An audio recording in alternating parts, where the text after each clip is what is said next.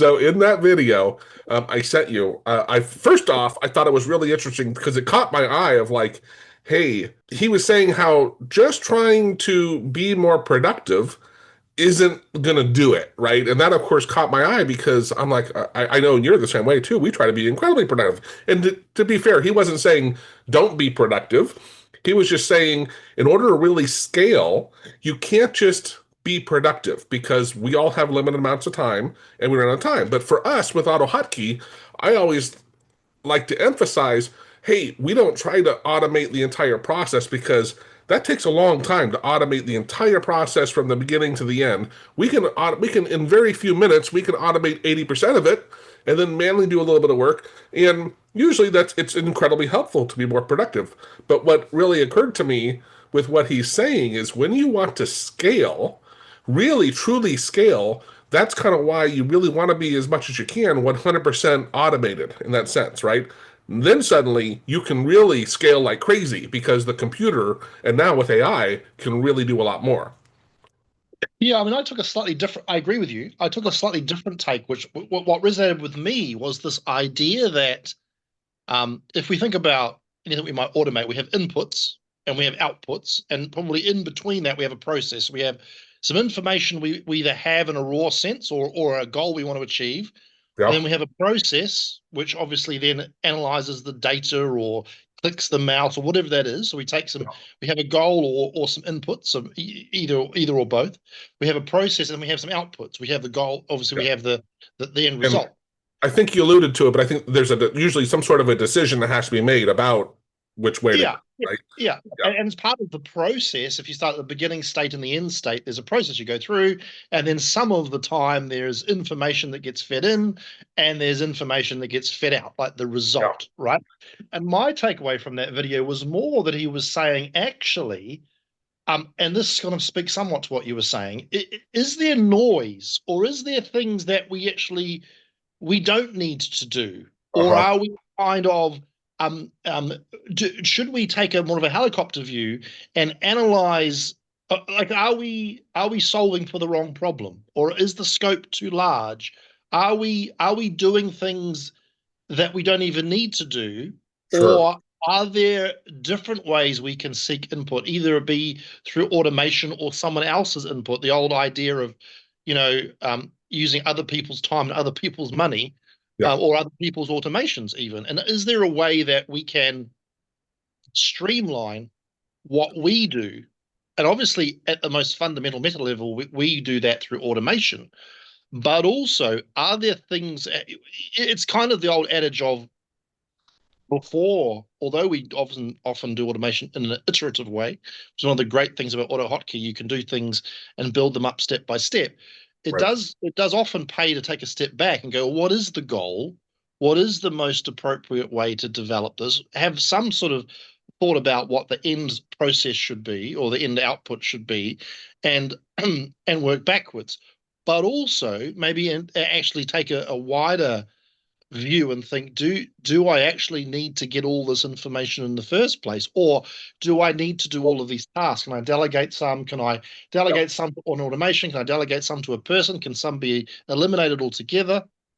Well, and to continue on, because I get what you're saying, and I agree with everything you're saying. I would just add to that bit, which is where you were going with it. Perhaps there's an alternative way I can go that gets me 90% of what I would have done, yet this way is completely automated, and the other way would have taken some sort of a manual whatever, right?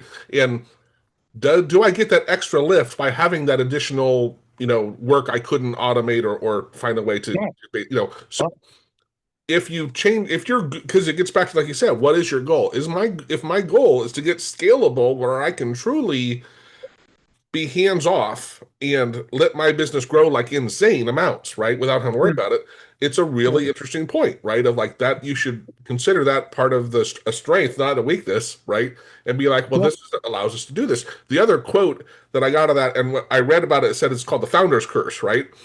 The more valuable you are to your business, the less valuable your business is. And I found that really, really insightful. Very profound, because if you think about when someone, there's a wonderful podcast called Built to Sell, And that's all about people that build businesses up to sell them. And the whole notion there is to try to extricate yourself from the business, because at the end of the day, you want to Right. sell, you want a transaction where you sell it and then you obviously leave the business either immediately or after an earn out or a period of time. And the more intrinsically you are the business, the less likely you are going to get such a big multiple or be able to sell it successfully, because there's such a Right. dependency. And there's one other quick thing, building on what we were just saying. I think as people who strive to automate or develop software or solutions to solve problems, often I think we will do, and many of the viewers probably do this as well, or should do, is ask the bigger question of what's the actual problem you're trying to solve. Because often I think that one Sure. of the things I find is if you're seeking to solve a problem and it's your problem, often you're thinking about the way that you're addressing your particular lineal, step-by-step issues. And if you actually understand what the bigger goal is, you as an expert in automation might recommend a different approach or a streamlined approach, faster approach, better approach, a more future-proof approach. And having that broader context, I think, really helps deliver, faster and better outcomes.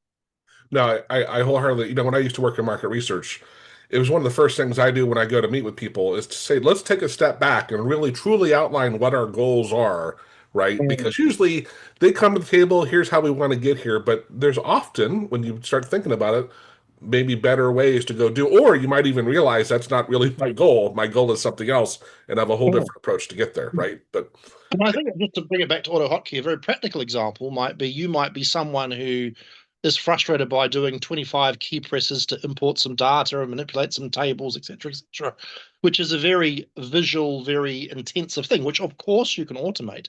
But a generation further, or a deeper learning might ultimately be that, well, you can use an API or something, and so you can actually eliminate a lot of the lift and a lot of the yeah. risk of something like that by Well, using a completely different approach. I can give you an exact example of that, right? And it's with my own stuff. And it's ironic because we even created the tool and I wasn't using it that way. It didn't occur to me.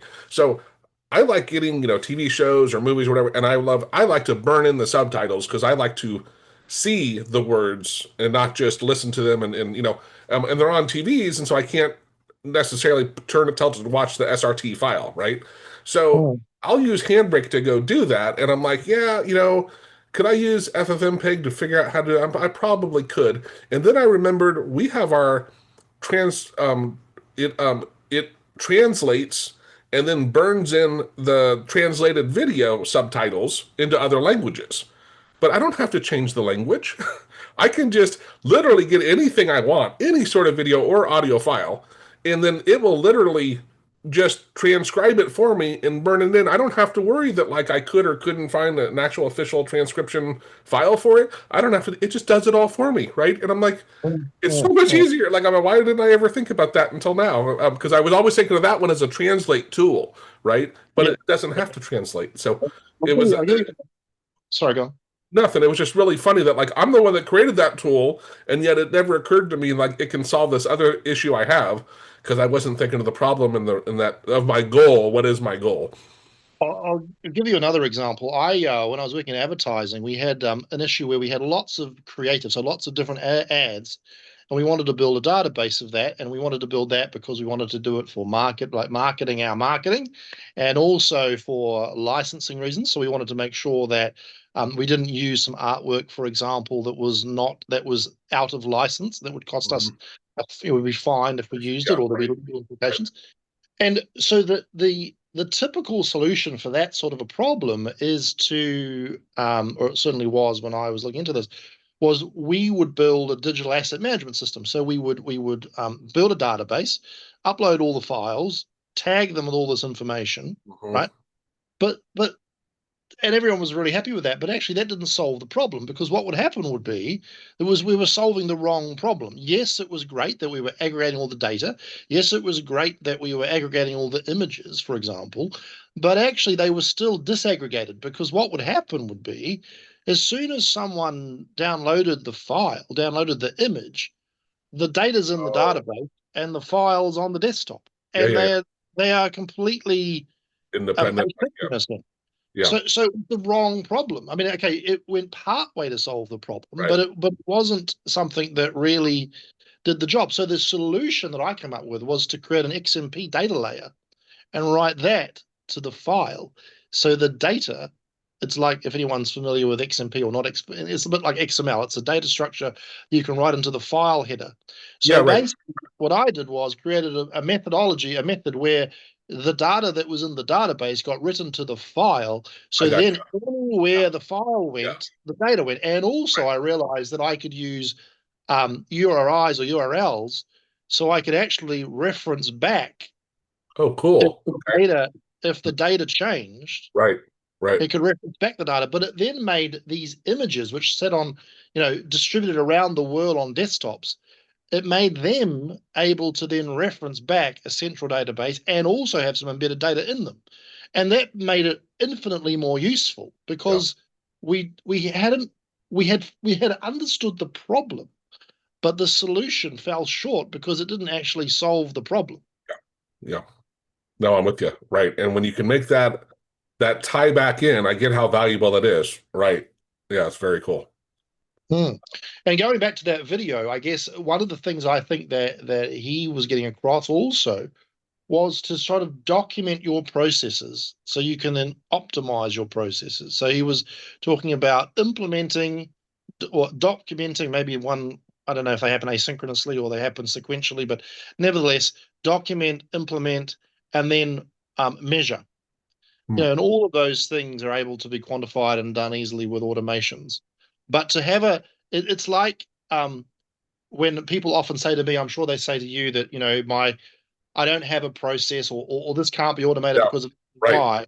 Right. And when you actually get them to write it down, Yeah. you can see where there are processes that are repeated, Right. data that's used or reused. No matter, It, almost absolutely everything can be automated to some level, to some degree. Totally, yeah. And that was where, again, with my background in data science, the older neural networks, automation from soup to nuts was expensive because we didn't have large language models that understood language, and you needed tens of thousands or hundreds of thousands of data points to get AI to figure out how to do stuff, right?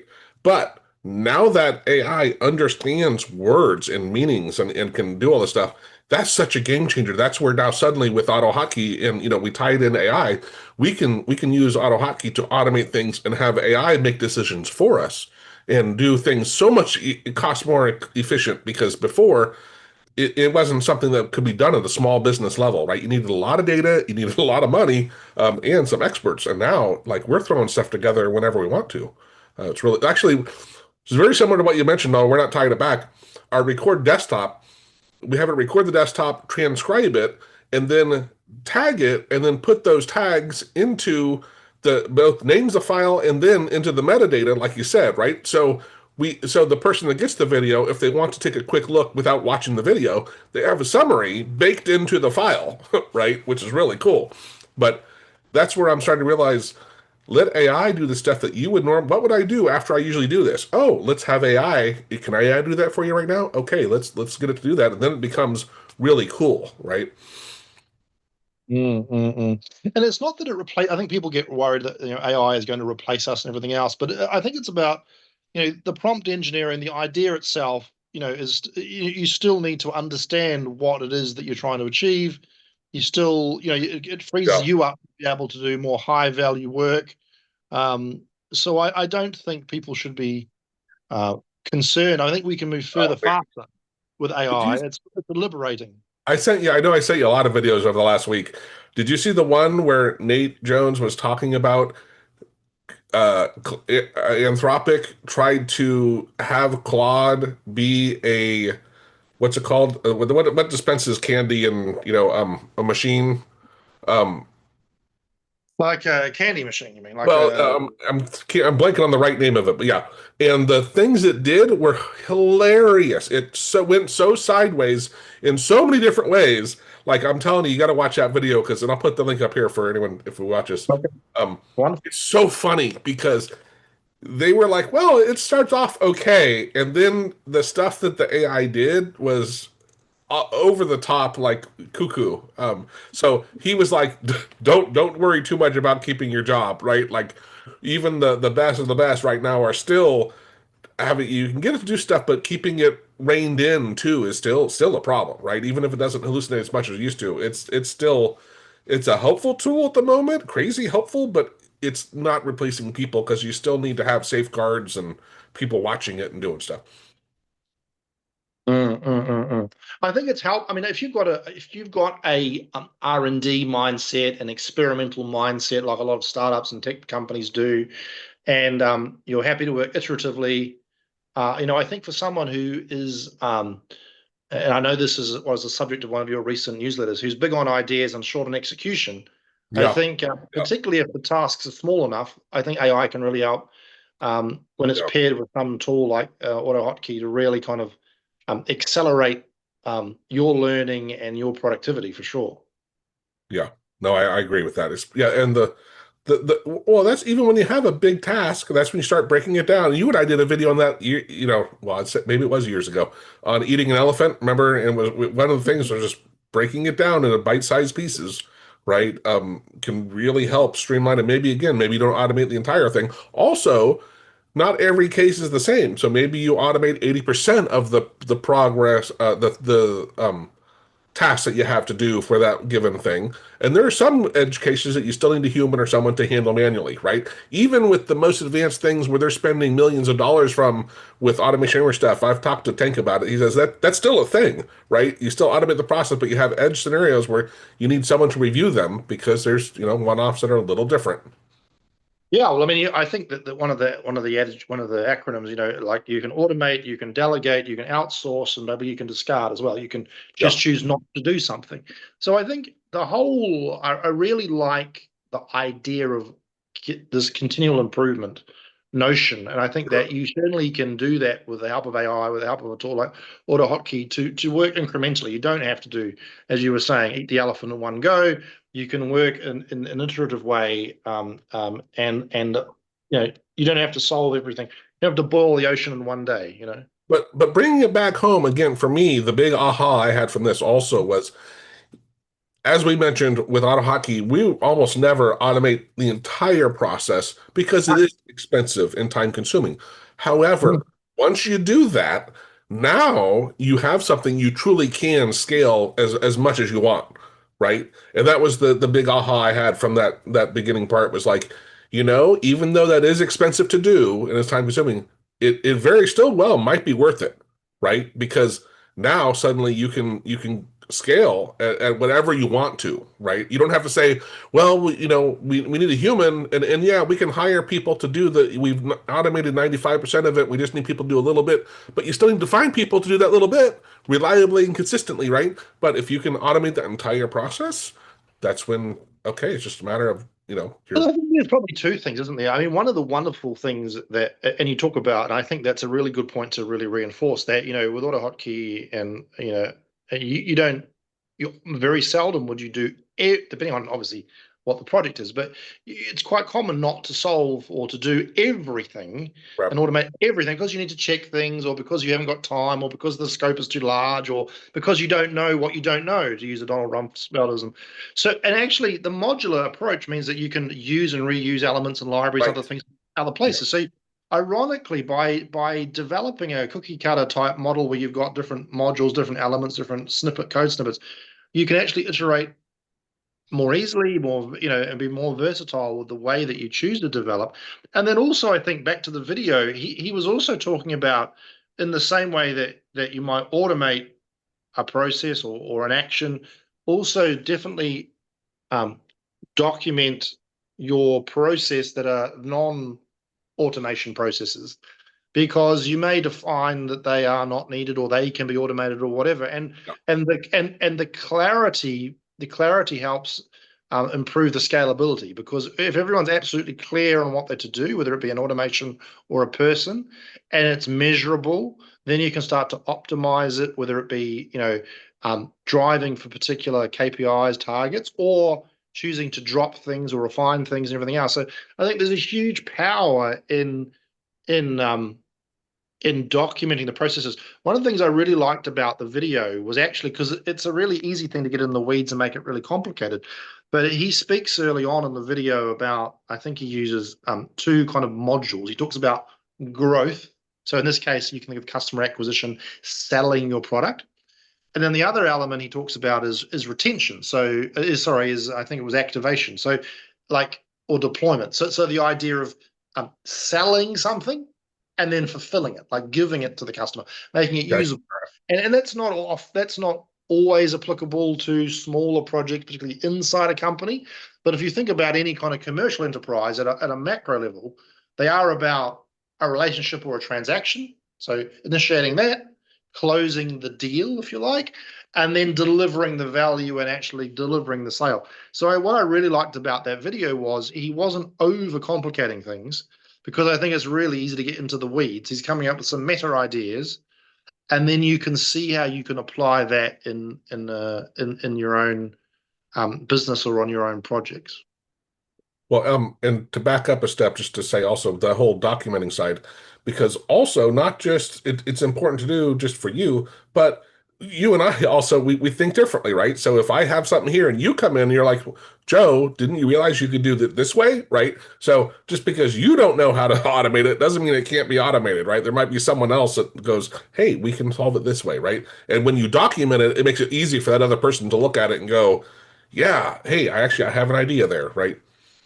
Just take that a step further, and one of the things that's really good about the video, like I said, I think it's quite high level. He talks about steps in a process. Yeah. That you have if it's a thing that's going to evolve, the today's state may be someone manually does X, but the tomorrow's state may be that particular element is automated. And if you can map out, if you can do a standard operating procedure, SOP, whatever, and you understand all the steps in the process, then you can work with a team like Joe's, and Joe can kind of critique it and go, well, actually, have you thought about doing X or Y? And actually looking at how even things you didn't realize could be automated, can be automated and optimized. And that kind of business process improvement, and a big pillar of that can often be through automation or optimization of data or information or process flow, is hugely beneficial to improve margins and speed to market. Well, and Jackie, when we did the podcast, he had a great story at his work. His company, they had these PDFs that were kind of ugly looking and they needed them saved to an Excel file. And he's like, let me look into it a little bit. So he talked to somebody and mentioned he happened to talk to the right guy and found out they actually had the files already in Excel originally, and somewhere along the process got converted to a PDF, which that's where this guy, his client, got it from. But he just went back to the source and got them without converting anything, right? Saved him a ton of work and a fortune. But he asked the right questions. But it's funny. It's like sometimes the answer, like you said, is just don't even do it in the first place. You can find something's already there for you. Well, I think that's also the real value in something like the hero group that you have, which is like a group of interested and engaged people that have varying levels of interest, capability, and competence in AUTOHOTKEY, and it's a really good sharing and caring group that really that helps enrich everyone's knowledge and learn Yeah. new tools and techniques. No, I think that's 100% accurate. Talking to other people with other experience. We don't go into it just we're going to teach everybody, the things. We all learn from each other. It's really great. And I think it's hugely valuable to have practical, real examples because, conceptually people get the idea, but it's the actual practical implementation. And I often find that this is very superficial, but I often find personally and it's sometimes hard for people to get their head around that sometimes the simplest things are the hardest and the hardest things are the simplest. Sometimes people who don't have a lot of exposure to this would think that something is more complicated than you might imagine, or vice versa. And the huge reservoir of knowledge and experience that your team has is an amazing thing that I obviously appreciate as well to be able to tap into. And in a minute and a half, you'll challenge me and think, have you thought about this or thought about that? And it really unlocks new ways of thinking and new pathways to solve a problem. Well, I know you and I often, that's how we'll end up having a call, right? Of just like, here's what I'm working on, and it brainstorming on different approaches, right? And that it's huge, and that's what I don't. It amazes me more people don't join the hero group because I know from talking to them, most of them don't know other people that work at all in this area, and that's why I'm like, this is a great club where you can talk to other people that probably work at least somewhat similar, and have different, or even more importantly, different backgrounds, which is sometimes important as well, right? So they because Yeah. it's good Yeah, to and if you're like an island, if you're like the only person in your business or in your company or in your family that use the tool and see it, often it's hard to be, well, it's both challenging and an opportunity to hear what others are doing. It sparks new ideas or helps you overcome those challenges that you face or make you see new opportunities to improve your productivity, your time, and your output. That you may not realize even exist because you don't particularly know about a particular um, application in a software package, or you've got a blind spot in APIs well, or hooks or anything else, webhooks. in the long run, it gets back to AI is like the ultimate fuzzy matching search, right? And I think for companies in the long run, when they start using AI well, it will help employees realize they already have, they don't know what to ask, right? And how to ask it. And so AI will do a better job showing these tools that'll be helpful for them, right? And because again, when you don't know how to ask the question in the first place, how are you going to find the right answer, right? But AI is helping with that. Exactly. That's right. I mean, you come from a background in statistics, and you know how it's easy to damn lies in statistics. You can manipulate it can work for you and against you. That depending on what you ask, the query you ask, you'll get the right, and people will know this in their own life, get the right answer or the wrong answer. And Right. you do still, there is this gap where you still need to know the right way to ask the right question to get the right answer. Yeah. My buddy was helping me with my lawnmower a couple weeks ago, and these wheels were broken. And he's like, go order these on Amazon. I'm like, okay, what do I, he's like, they're anti-scalping wheels. And I'm like, I would have never found those. Like if he hadn't told me, of course I would have used AI. There's these weird wheel things on the bottom of my deck. What are they? Because I wouldn't know what to look for. But Mhm. it's funny. It's like, Mhm. yeah, how do you ask a question that you don't know really how to describe it? Yeah, absolutely. Well, I Um, think that's the beautiful thing about image search. Sometimes you can say, "What is Fair this?" enough. I did that The earlier. Yeah, yeah, multimodal search and things like that. I think is helping because you yeah, don't know it's the most fundamental thing. You don't know what something's called. yeah. Well, and I think you saw that. I think I sent it to you where I shared my screen to Gemini and showed it one of our programs and asked it a question, but it had never seen my program before, and it was answering questions about my program for me, like accurately, very accurately. And I was like, wow, that's crazy. Yeah, now we can get AI to help us on almost anything we're doing. If it's on your screen, just share it, or like you said, take your phone out and show it to it and ask it how to do stuff. Yeah, it's getting really crazy. I think it's a little. It's interesting because I think at the moment I feel that the best use cases for AI, a little bit like we've just been talking about with AutoHotkey, is actually to do things incrementally. We know that can't. It has to be that way anyway because of the way the context window is small and it can only return it. Use a Yeah, lot, burns through a lot of tokens. But actually, I think because it's not brilliant. I mean, it's brilliant. It's amazing. But if it's a multi-dimensional, very complex problem, it can't solve it first time round. So it also invites an iterative approach to doing things. And you really, the better your prompts are, the yeah, better your outputs are. yeah, So that's a discipline I think is becoming increasingly important as well. yeah. I phrase it, it's the smartest dumb person I know, or the dumbest smart person I know. I'm not sure which way but it's funny how amazing AI is. At the same time, it can really come up with crappy answers when you ask poor questions. So yeah, a long question will give you a much better answer than a short question will. Yeah, absolutely. All right, well, great chatting, man. Thanks for talking through that stuff. Yeah, you're welcome. No problem. Pleasure.